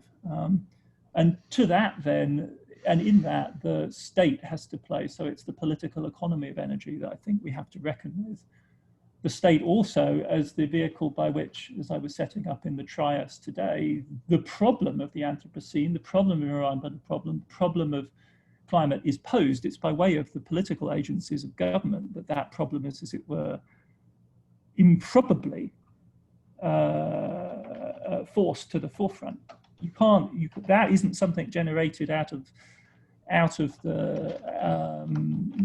the capitalist system itself. As you say, there are big businesses which generate reports like this, but they tend to bury them, right? It takes the political process, it takes the state apparatus to constitute this problem. This isn't incompatible, of course, with an encompassing understanding of how modern capitalism functions, but I just don't find that move back to the origins, which I take to be Jason Moore's contributions, helpful in thinking about that. In the same way as, you know, the Brenner debate about the origins of capitalism is clearly a crucial debate to have, but I'm not sure how much it contributes to our understanding of the development of capitalism since 1945.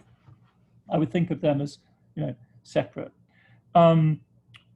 Your second question, I take to be a pushback against my, like, my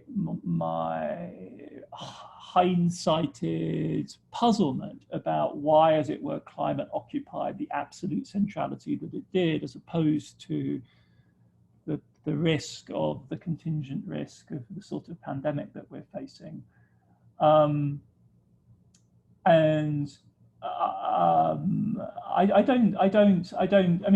I'm not, far be it from me to suggest that the climate problem isn't urgent, and obviously for particular regions of the world,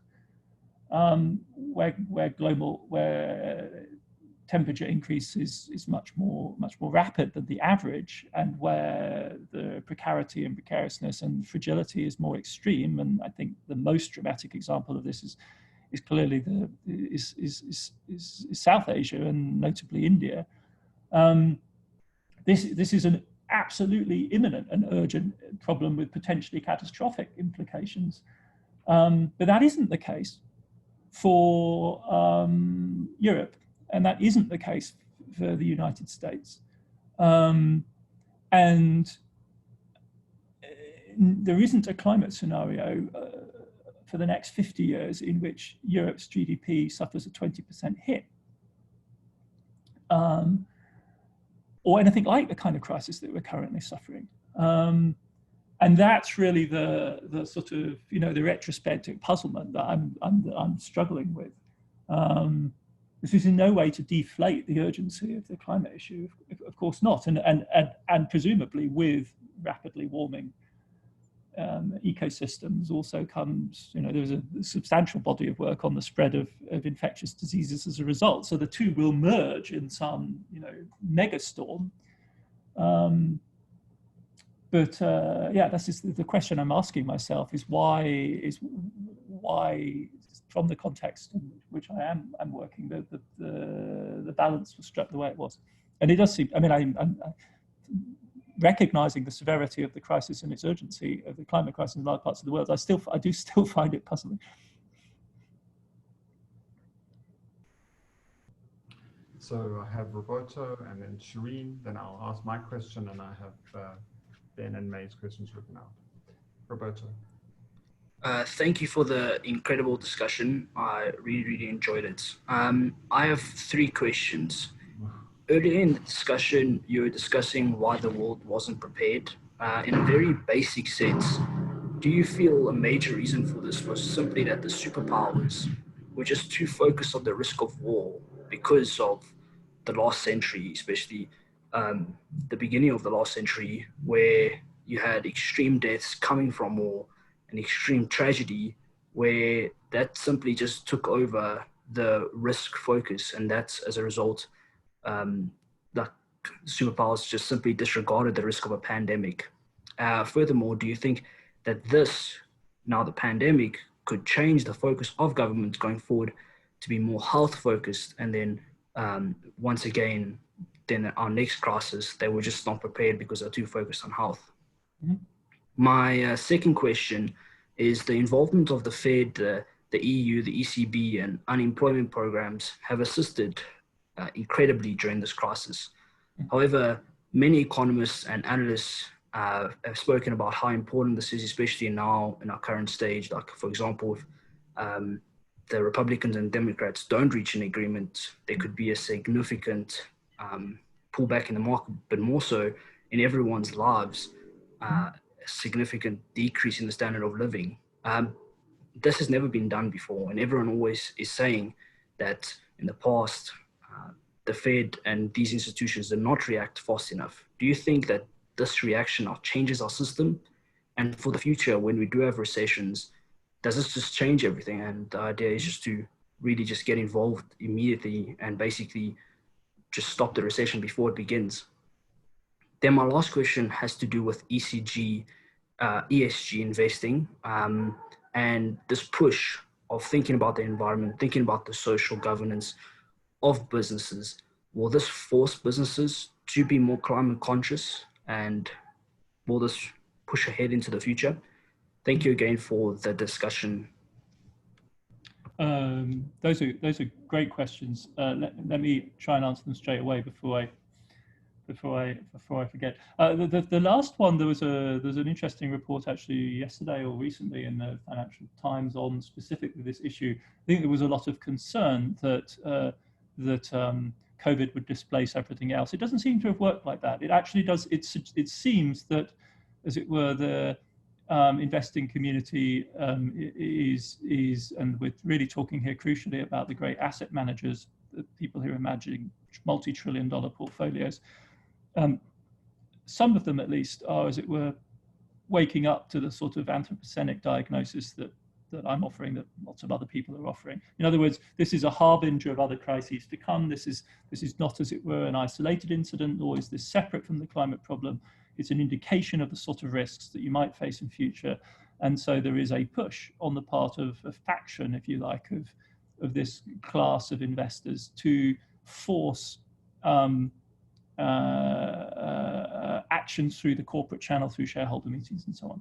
What is striking, however, also is that the lack of uniformity. So, there are asset managers like Paribas. In fact, the European ones tend to stand out, for whom, as it were, they wrote the quote unquote right way on every single resolution in a major shareholder meeting they're involved in. There are others like JP Morgan, which are just simply refusing to get on board. So what we see, very unsurprisingly, from that channel of transformation is profound unevenness, competitive positioning. It's not, as it were, the uniform shift that we would clearly need to drive this forward. We have not seen a massive retreat from climate consciousness on that group, insofar as that's a useful way of thinking about their kind of agency. Your second point is absolutely fascinating, and it is indeed extraordinary. The conventional assumption is that monetary policy acts quickly, and monetary policy did act quickly. It acted on the timeline of 2008 on an even more massive scale. It was altogether remarkable. The conventional assumption is that fiscal policy moves slowly. And instead, what we've seen was an extraordinary rapid fiscal response across not just the advanced economy world, but many major emerging markets. Even the South African government's program, when it's finally added up, is a very significant fiscal stimulus. Inadequate, and the delivery is deeply problematic, but nevertheless, it's, in terms of its scale, astonishing. The Malaysian program was absolutely remarkable. The Brazilian program was very large in relation to GDP. So we have seen a quite remarkable universal adoption of interventionist economic policy. And I think it's difficult to know how to read this. I mean, it scares conservatives deeply because they see in this a sort of repoliticization of the governance of the economy, which to them harkens back to the 1970s. It looks like not so much fine-tuning, but like a sort of eternal cycle of massive intervention, which is deeply disturbing. But I think you have to ask yourself, what are its politics? You know, it's all very well to say, well, there's intervention, but the consequences of that and its political implications depend crucially on what the balance of political forces are. And we are not in the 1970s anymore, certainly not in the advanced economy world. There is not a large, powerful lobby of organized labor that is pushing one way rather than the other. American organized labor has virtually no voice in the discussions which are being carried on in Congress right now. So you don't have that flywheel, and the programs themselves have the character that you would therefore expect, as it were. There is far more than crumbs. A very substantial support mechanism was put in place for the for the unemployed, but the same bill was used to deliver a massive tax cut for the most affluent. So this is a hugely skewed type of interventionism, the likes of which in this form we've not, well, we saw a dry run, if you like, in 2008. But it's a really radical new configuration, or a scale of intervention that we've not seen before, and also a harnessing together of monetary and fiscal policy, with monetary policy backing up fiscal intervention on a really dramatic scale. To your first point, I think it's most unlikely that we're going to see, as it were, I mean, I think the oscillation is not something that we need to worry about right now. I mean, what the crisis has revealed is an extraordinary lopsidedness in the ability both of national healthcare systems and global public health apparatuses to respond to this crisis. It's difficult to see how additional spending, additional political attention, additional resource commitment of a whole variety of different kinds could, as it were, lead us to overreact at this particular moment. I mean, one of the lessons of this crisis surely is that we need more redundancy, we need more latency, we need more stocks, if you like, of resources that are available for intervention. And there is an awful lot of ground to be made up before we are at risk of, as it were, swinging to an excessive commitment of resources to health issues. But thank you for those interesting questions. Yeah, thank you, Adam. Thanks, Roberto. Shireen? Well, thanks very much, all of you. This has been like a drink of water in a desert. Both seminars have been great. Thanks, Adam. You make the case that this is a crisis we haven't seen since 29. And I was thinking about the kinds of resolutions, as it were, to that crisis that emerged in the 40s and the 50s, particularly the ways in which social protection schemes and so on were elaborated. All of those were on the basis of full employment, right, as a kind of assumption. The pandemic now is raising questions of universal income guarantees and so on. And, you know, much more often now people are talking about the sense that we won't have work configured in the same ways, not just because of the pandemic, but because of other kinds of crises and distributions of jobs across the globe and so on.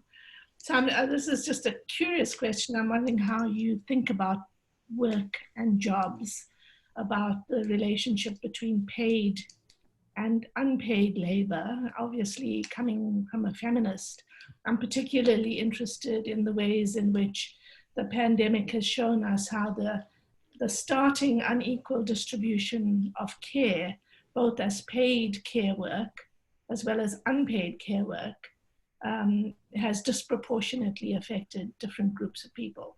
So that's a whole bundle of questions, but really at the bottom of it, I'm interested in what you think about jobs going forward, and what you think about how we might configure societies in directions that would enable us to collectively take responsibility, you know, create solidarity schemes for people who are never going to be employed going forward.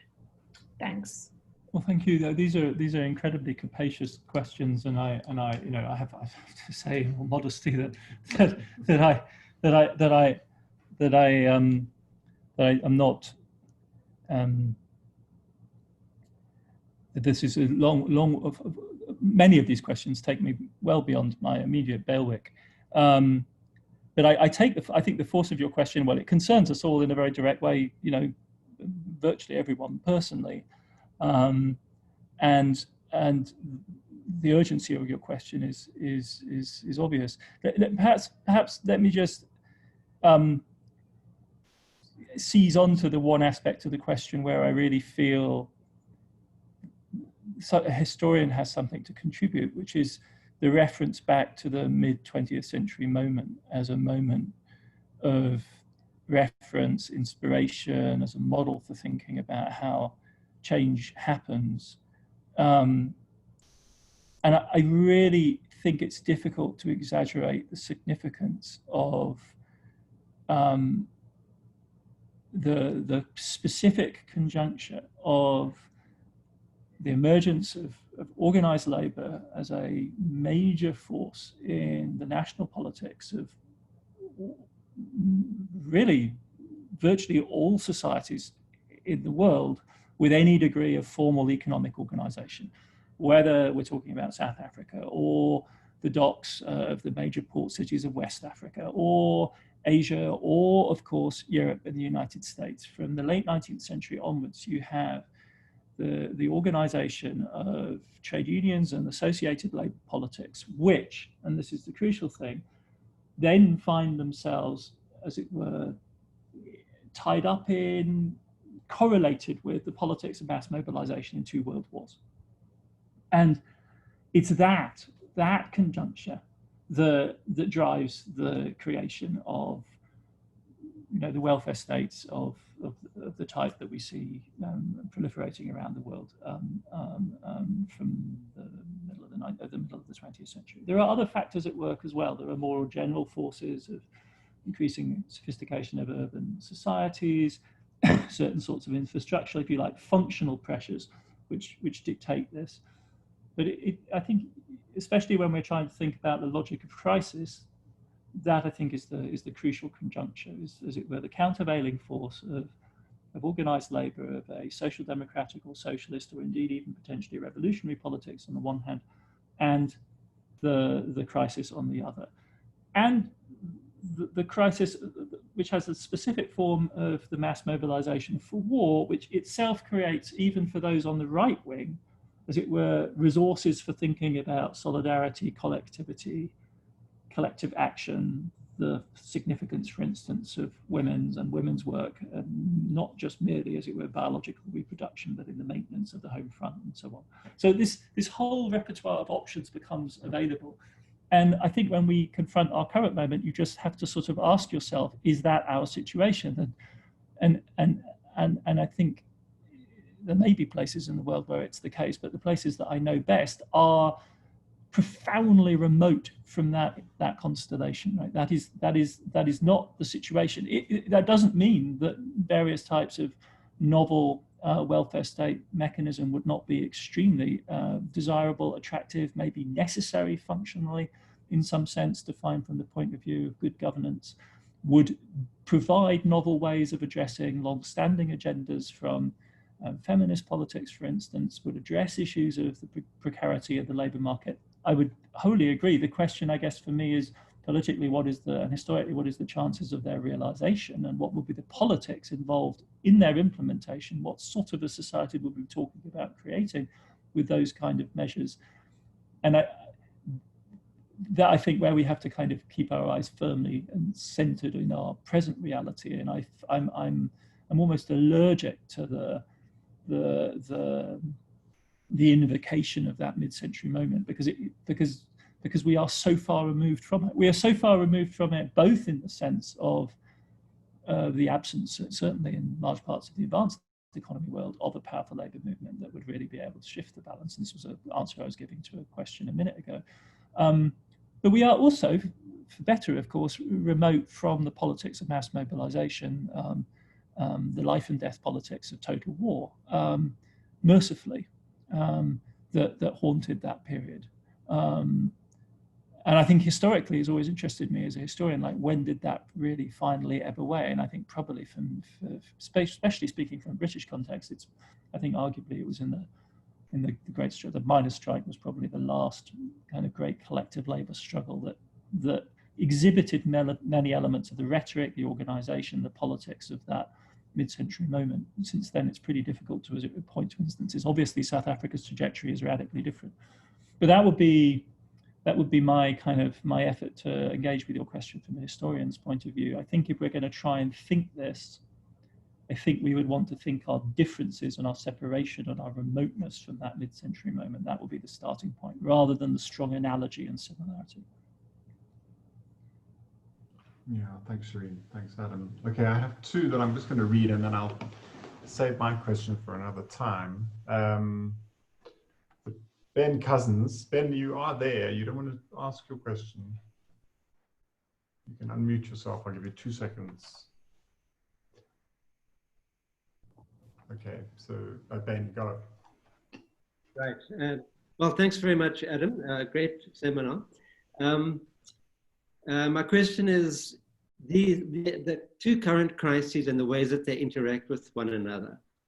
What impacts might they have in terms of the potential for a shift in the center of gravity of the global economic system away from the USA and perhaps Europe to China and East Asia?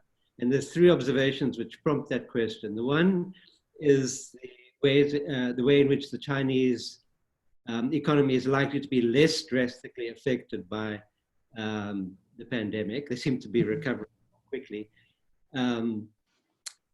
Secondly,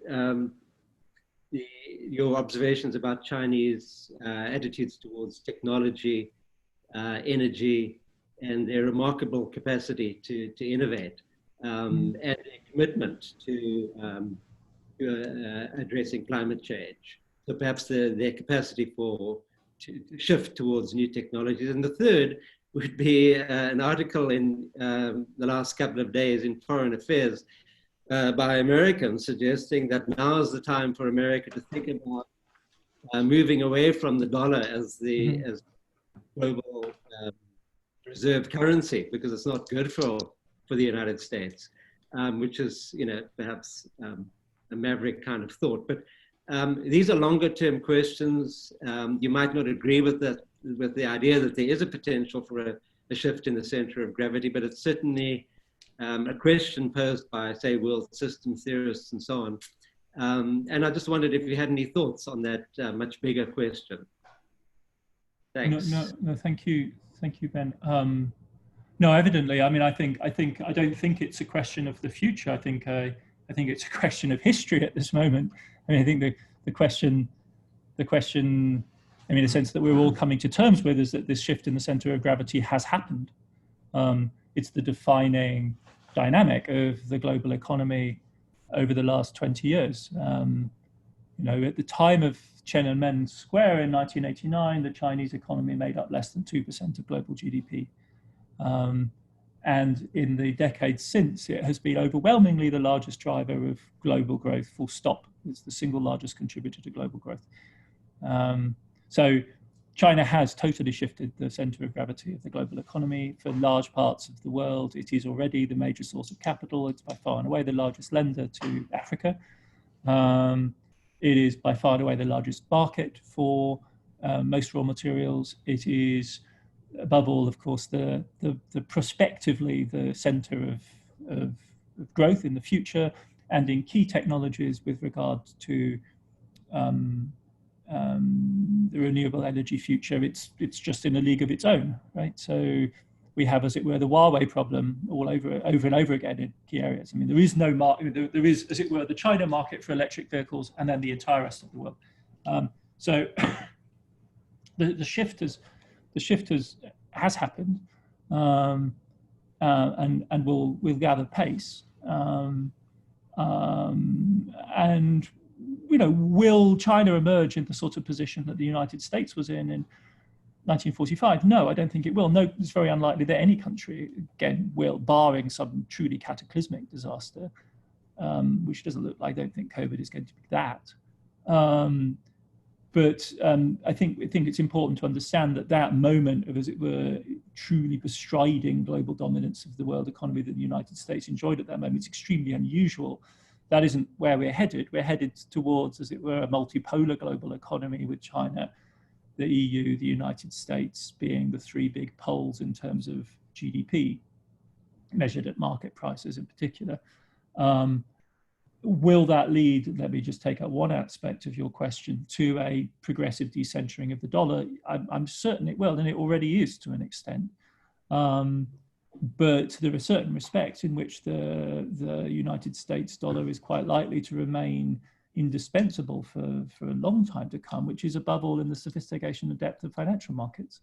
And there is indeed right now a heated discussion in the United States, stirred up in part by this book by Matt Klein and Michael Pettis, which is being very vigorously discussed, Trade Wars or Class Wars, which has the same implication as the Foreign Affairs essay that you're referring to, which in fact is by Europeans. It's by Tilford and Hans Kunlani, both of them Europeans, who I think are in a sense warning Europe about the potential pitfalls of desiring to become a hegemonic reserve currency, making the euro into that. It's actually a rather ambiguous position to be in, as you well understand.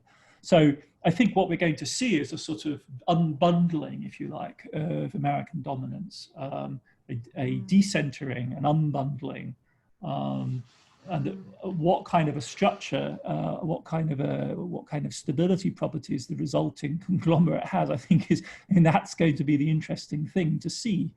What we're seeing right now, after all, is like the United States acting simultaneously as a sort of exemplary hegemon in the monetary dimension, a brutally ruthless operator of trade policy, and a positively, but in a conventional sense, apparently of wanting to extract concessions. And then with regard to security policy and tech, as a remorseless pursuer of a competitor like Huawei, for which there doesn't essentially appear to be a future, as far as American grand strategists see it, in its current form, right? So you have three different manifestations of, and then you could add a fourth, which is a sort of increasingly hawkish political cultural discourse of difference between the United States and China, centered on, as it were, the identity of the Communist Party. All of these things, as it were, you could see as reflections of this increasingly unbundled reality which American power has to relate to. Thank you. And then the last question is from May Hermanus, who's an engineer, a mining engineer. And I think it can be related to this question about the Chinese model. May's issue is really about how science and engineering have been, they've played a kind of handmaiden role, but they never get any real influence in the design of policy and long-term, and whether or not, and she's asking whether you think this combined crises can actually bring a more three-dimensional, fuller set of disciplines to the design of policy. I mean, one way to ask that is to say, is that what we see the Chinese doing, or was that the project in the 20s and the 30s? I think this is a really interesting question.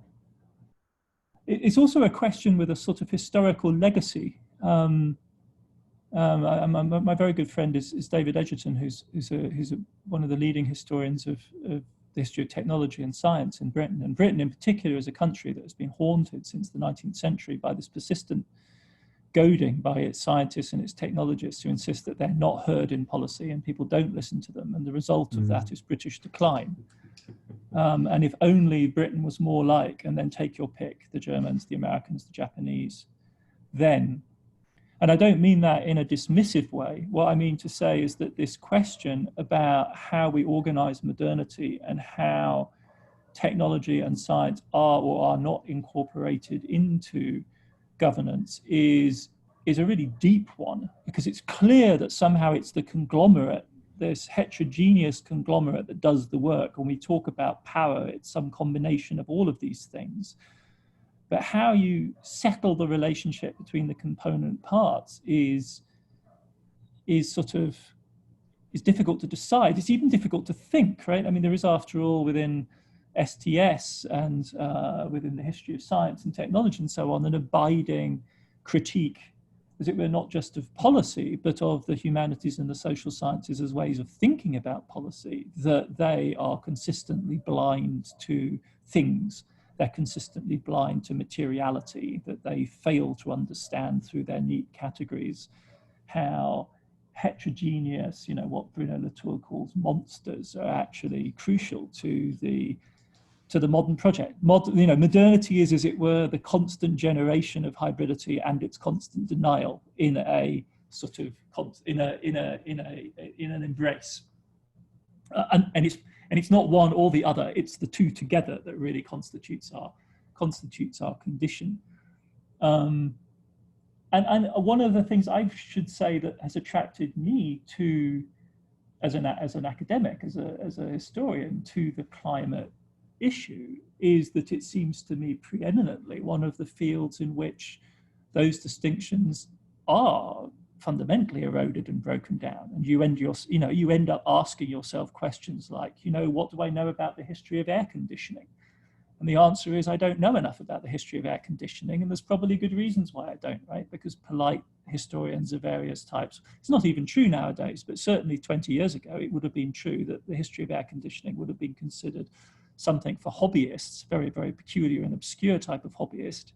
But nevertheless, it would have been whereas now we clearly understand that it has a major impact on electricity consumption, and by way of that, it may be a decisive variable in our future. If we have to live in a hot place, then we're going to want air conditioning, and it's going to kill us unless we can generate the electricity some other way. So I actually think that I'm relatively optimistic on that score. I see coalitions around the climate issue that are, and in the conversation in the social sciences, and in the conversation about the politics of policy and the politics of social sciences, the question of risk, the question of ecology has in fact been, over this period that I was mapping in that ridiculously compressed set of chronologies, the last 50 years have been hugely productive of thinking about precisely this question. Sometimes critically, sometimes calling into question, as it were, engineer-led, technologically led visions of modernity that stereotypically we think of as dominating the 1950s and 1960s. But sometimes, on the other hand, embracing precisely that kind of expertise so that we can think the modernity that we all now recognize as precisely being made up of these different facets.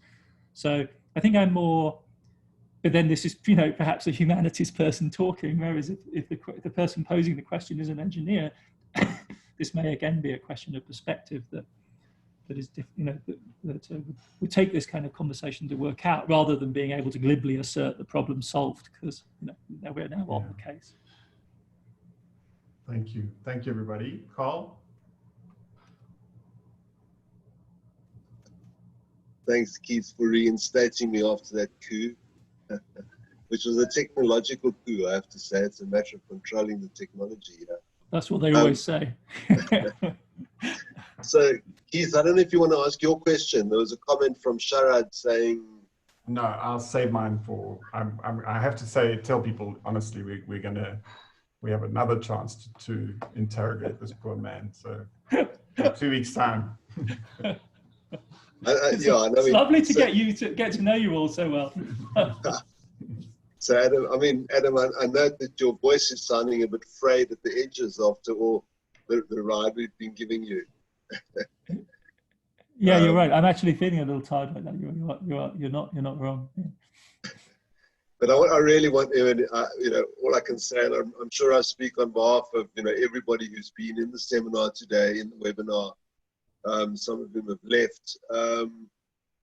How wonderful it has been to have you for these two webinars. I mean, it's really been a fantastic kind of set of, I suppose, new ways of thinking about some of the problems that we've been thinking about for a long time, sort of different perspectives, and bringing them together in ways that are really productive and interesting. So You know, I think we're going to be working with some of your stuff for a long time. And I have to say to everybody, read the book, Crashed. I mean, it is the most fantastic book. And it's really extraordinarily readable for an account of financial markets, if I can put it that way, as a non-economist. But I mean, get it and read it. You can get it from exclusivebooks.com very easily, very cheaply, and go for it. And we also, I mean, I'm sure we're all looking forward to your next book, Adam, on the kind of crisis that you have been discussing with us today. And then we look forward to another, if I can put it this way, private session, Keith, with you to dig deeper into some of these questions. Okay. So thanks everybody for attending. Thanks Adam for coming. Thanks Keith for taking over when the technological going got a bit rough. And we'll see you again soon. Yeah, thank you. Thank you, Carl. Yeah, and if, I mean, certainly when this is all over and we've sorted everything out, you know, all these crises, we'll have you over here in some sort of carbon neutral air flight to sample some of our wine, visit the game reserves and whatever else. I'll sail. Thank you, Adam. Thanks, Carl. Thanks, everybody. Cheers. Okay, cheers. Bye.